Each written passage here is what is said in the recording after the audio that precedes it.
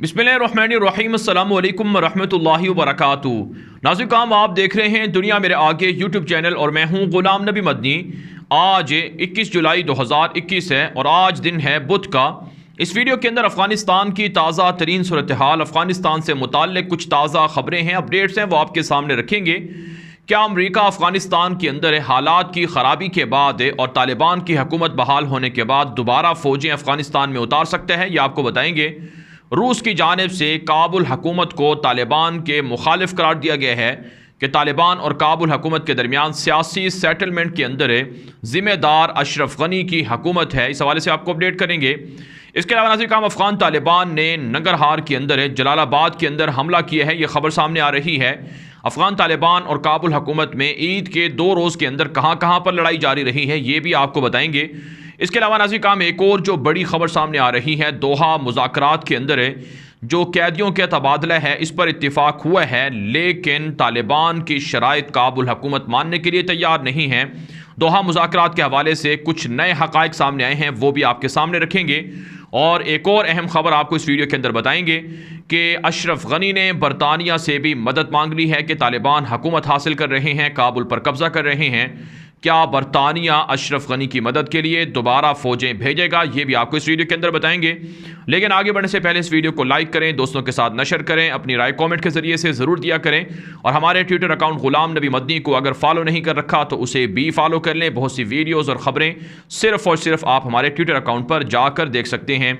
जी हाँ नाज़रीन काम बात कर लेते हैं। सबसे पहले जो ईद के 2 दिनों के अंदर अफ़गानिस्तान की सूरत हाल रही है, तो इन 2 रोज़ के अंदर अफ़गान तालिबान की जानिब से अगरचे इब्तिदा नहीं की गई है, कार्रवाइयाँ नहीं की गई हैं, लेकिन फिर भी अफ़गानिस्तान के जो मुख्तलिफ़ अज़ला हैं उनका मुहासरा तालिबान ने जारी रखा है ताकि काबुल फ़ौज को निकलने ना दिया जाए। दूसरी जानिब काबुल फ़ौज ने कंधार के अंदर निहत्ते शहरियों पर बमबारी कर दी है, जिसके नतीजे में कई बच्चे और कई शहरी ज़ख्मी और शहीद हुए हैं। तालिबान ने इस वाक़े की मज़म्मत की है। इसके अलावा नाज़रीन काम जो आज की एक बड़ी कार्रवाई सामने आई है कि कुनड़ के अंदर अफ़गान तालिबान ने कार्रवाई की है, जिसमें 7 फ़ौजी काबुल के हलाक हुए हैं और कई ज़ख्मी भी हुए हैं। 35 काबुल फ़ौजी गिरफ्तार भी कर लिए गए हैं। इसी तरह से जलालाबाद के अंदर वाक़े काबुल फ़ौज के अड्डे पर भी तालिबान ने धावा बोला है और यहाँ पर टैंकों को जला दिया गया है और कई काबुल फ़ौजी यहाँ से मारे गए हैं, भाग निकले हैं और ज़ख्मी हुए हैं। लेकिन अफ़गान तालिबान अपनी जिहादी पोस्टिंग पर मौजूद रहे हैं, काबुल हुकूमत के फ़ौजी भी अपनी पोस्टिंग पर मौजूद रहे हैं। इस हवाले से काबुल की जानिब से इस ईद को फ़ौजियों की ईद का नाम भी दिया गया है, क्योंकि ज़्यादातर फ़ौजी महाज़ जंग पर मौजूद रहे हैं। तो इस एतबार से ये ईद उल अज़हा अफ़गानिस्तान के अंदर जंगबंदी के बगैर गुजरी है, जिसमें अफ़गान तालिबान का पलड़ा भारी रहा है और काबुल फ़ौज को भारी नुकसान उठाना पड़ा है। ईद उल अज़हा के 3 रोज़ के बाद अफ़गान तालिबान ने बड़ी कार्रवाइयाँ करने की धमकी भी दी है। इसके अलावा नाज़रीन काम अफ़गानिस्तान के वज़ीर दाखिला अब्दुल सत्तार जिनका नाम है, उन्होंने हेरात का दौरा किया है और हेरात के अंदर फ़ौजी हुकाम से मुलाकातें की हैं। अफ़गान तालिबान से हेरात का कब्ज़ा छुड़ाने के लिए इस्लाम किला जो ईरान और अफ़गानिस्तान के दरमियान बॉर्डर है, क्रॉसिंग बॉर्डर है, यहाँ पर कब्ज़ा हासिल करने के लिए नए ऑपरेशन करने का भी ऐलान किया है। तो इस एतबार से अफ़गानिस्तान के अंदर आने वाले दिनों में बड़ी कार्रवाइयाँ और बड़ी लड़ाइयाँ हो सकती हैं, ये इतला सामने आ रही हैं। जबकि नाज़रीन काम एक और ख़बर पर बात कर लेते हैं कि अफ़गान तालिबान ने ईद के पहले रोज़ 80 कैदियों को रिहा कर दिया है। अमीरुल मोमिनीन मुल्ला हिबतुल्लाह अख़ुंज़ादा के हुक्म पर 80 काबुल फ़ौज के कैदी रिहा किए गए हैं। तालिबान तर्जुमान ज़बीहुल्लाह मुजाहिद ने ट्विटर अकाउंट पर ख़बर दी है, लेकिन उन्होंने लिखा है कि हमारे कैदियों को रिहा नहीं किया गया है। 7,000 से ज़्यादा तालिबान के मुजाहिदीन हैं, कैदी हैं, जो अब भी जेलों के अंदर हैं, उन्हें रिहा नहीं किया गया है। तालिबान उनको रिहा करवाने के लिए बड़े बड़े ऑपरेशन कर सकते हैं और बड़ी कार्रवाइयाँ ईद उल अज़हा के बाद करने जा रहे हैं। इसके अलावा नाज़रीन काम अब बात कर लेते हैं कि अमेरिका के कांग्रेस के और सेनेट के कई लोग अमेरिकी हुकूमत से यानी जो बाइडन की हुकूमत से मुतालबा कर रहे हैं कि अफ़गानिस्तान के अंदर हालात ख़राब हो रहे हैं, अमेरिकी फ़ौजियों को दोबारा अफ़गानिस्तान के अंदर उतारा जाए। इस हवाले से अमेरिका के ज़राए इब्लाग पर एक रिपोर्ट नशर हुई है कि अमेरिका दोबारा गलती कभी नहीं करेगा और अपनी फ़ौजों को अफ़गानिस्तान के अंदर नहीं उतारेगा। अगरचे अमेरिका की सियासत के अंदर सेनेटर्स और कांग्रेस के लोग जो बाइडन से मुतालबा कर रहे हैं कि तालिबान की हुकूमत आ रही है, तालिबान कब्ज़ा कर रहे हैं, लिहाजा अशरफ गनी की हुकूमत को बचाने के लिए अमरीकी फ़ौजों को दोबारा उतारा जाए। लेकिन तालिबान के सामने 20 साल के अंदर जो लड़ाई अमरीका को लड़नी पड़ी और जो शिकस्त का सामना करना पड़ा और जो खिफ़त उठाना पड़ी, इस वजह से अमरीका अब दोबारा अपनी फ़ौजें अफ़गानिस्तान के अंदर नहीं उतारेगा। इस रिपोर्ट के अंदर यह कहा गया है। इसका स्क्रीनशॉट भी आप इस वक्त हमारी स्क्रीन पर देख रहे हैं। इसके अलावा नाज़रीन काम एक और ख़बर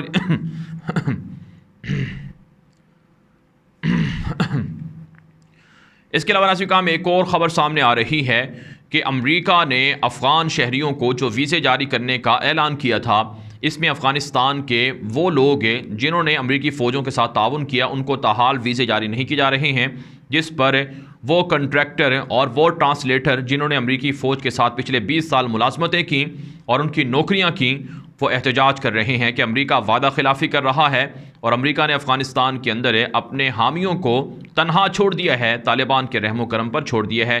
हालांकि नाज़रीन काम अफ़गान तालिबान बयान दे चुके हैं कि माजी के अंदर जिन्होंने गलतियां की उन्हें हमारी तरफ से मुआफ़ी है।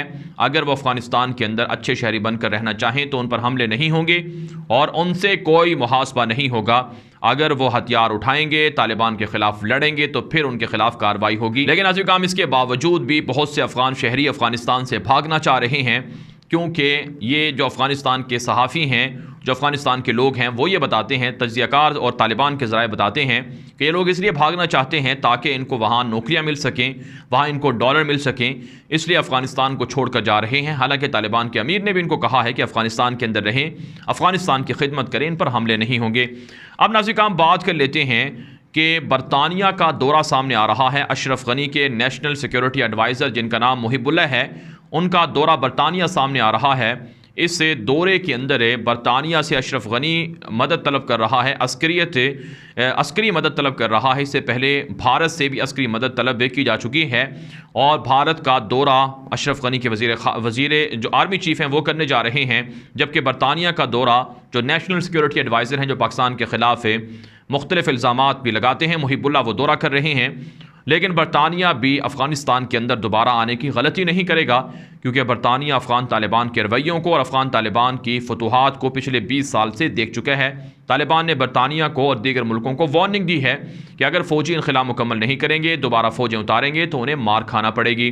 अब नाज़रीन काम बात कर लेते हैं कि रूस के जो खुसूसी मंदूब बराए अफ़गानिस्तान हैं, जिनका नाम ज़मीर काबलोफ है, उन्होंने एक ताज़ा बयान दिया है। इस बयान के अंदर उन्होंने एतराफ़ किया है कि अशरफ गनी की हुकूमत तालिबान के साथ डील करने में संजीदा नहीं है। तालिबान संजीदा हैं, तालिबान सियासी सेटलमेंट चाहते हैं, मुज़ाकरात कर रहे हैं, लेकिन अशरफ गनी की हुकूमत तालिबान के साथ मुज़ाकरात नहीं कर रही है। इससे पहले रूसी मंदूब ने काबुल हुकूमत को मुनाफिक भी करार दिया था।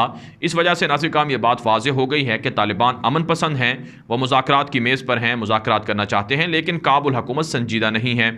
इसी एतबार से नाज़रीन काम एक ख़बर ये भी सामने आ रही है कि दोहा के अंदर जो मुज़ाकरात हुए हैं अभी चंद रोज़ पहले, उसमें कैदियों के तबादले पर काबुल के वफ़द ने इत्तिफ़ाक़ किया था, लेकिन अफ़गानिस्तान के आइन को तब्दील करना, आइन के अंदर तरमीम करना, आइन को दोबारा लिखना और इसी तरह से अफ़गानिस्तान के दीगर मामलात पर उन्होंने किसी भी तरह की संजीदगी नहीं दिखाई और तालिबान के साथ पावर शेयरिंग पर वो कायल हुए हैं कि हम सिर्फ पावर शेयरिंग कर सकते हैं, यानी जो इलाके तालिबान के कंट्रोल में हैं वहाँ तालिबान की हुकूमत हो और जो इलाके अब्दुल्ला अशरफ गनी और उनके इत्तेहादियों के कंट्रोल में हैं वहाँ पर उनकी हुकूमत हो। लेकिन ना तो वो नए निज़ाम के हामी हैं और ना ही आइन को तब्दील करना चाहते हैं और ना ही दीगर इशूज़ पर तालिबान की बात मान रहे हैं, जिसका मतलब दूसरे लफ्ज़ों में ये है कि अब फ़ैसला महाज़ जंग पर होगा, मैदान जंग के अंदर होगा।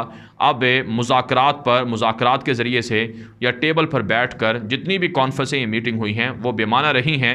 लिहाजा तालिबान ईद उल अज़हा के बाद कार्रवाइयाँ तेज़ करके इस्लामिक सिस्टम को मज़ीद मजबूत करने के लिए, अपनी पावर को मजबूत करने के लिए बड़े बड़े हमले करेंगे, ये रिपोर्ट में कहा जा रहा है। इसके अलावा नाज़रीन काम एक और ख़बर सामने आ रही है। रूसी मंदूब बराए अफ़गानिस्तान ने एक और बयान दिया है जिसमें उन्होंने कहा है कि काबुल फ़ौजों ने शुमाल के अंदर दाइश के ख़िलाफ़ ऑपरेशन नहीं किया है, जिससे ये बात वाज़ेह होती है कि दाइश का काबुल हुकूमत के साथ और काबुल फ़ौजों के साथ गहरा ताल्लुक़ है। नाज़रीन काम कल भी ईद उल अज़हा के रोज़ अशरफ गनी ने एक पूरे मुनज़्ज़म मंसूबे के तहत रॉकेट हमले करवाए ताकि दुनिया को ये बताया जाए कि जब वो नमाज़ पढ़ रहे हैं उस मौके पर तालिबान ने हमला कर दिया। लिहाजा अफगानिस्तान महफूज नहीं है, उनकी मदद की जाए। लेकिन अफगान तालिबान ने कल होने वाले रॉकेट हमलों की, मिसाइल हमलों की जिम्मेदारी कबूल नहीं की और अफगान तालिबान के सहाफ़ियों ने और ज़राए ने इस बात की तरदीद की है कि नमाजियों पर और मस्जिदों पर और नमाज के दौरान तालिबान हमले नहीं करते। तालिबान बुज़दिल नहीं है, ये काबुल हुकूमत जानबूझकर इस तरह के मंसूबे खुद करवा रही है। काम इससे ये बात वाज़े हो गई है कि काबुल हुकूमत का दाइश के साथ गहरा ताल्लुक़ है और इससे ये बात भी वाज़े हो गई है कि भारत काबुल हुकूमत के साथ मिलकर दाइश और रॉ एजेंसी के इत्तेहाद को परवान चढ़ा रहा है ताकि निहत्ते अफ़गानियों पर हमले हों, पब्लिक मकामात पर हमले हों और तालिबान को बदनाम किया जाए। लेकिन अफ़गान तालिबान कहते हैं कि हम इन साजिशों के ख़िलाफ़, इन दहशतगर्दों के ख़िलाफ़ लड़ेंगे। तो अफ़गानिस्तान के हवाले से नाज़रीन काम अब तक की ताज़ा तरीन अपडेट्स थी जो आपके सामने रखी गई हैं। इन अपडेट्स के हवाले से जो आपकी राय हो कमेंट के ज़रिए से ज़रूर पहुँचाएँ। अब तक के लिए इतना ही इजाज़त दीजिए। अल्लाह हाफ़िज़।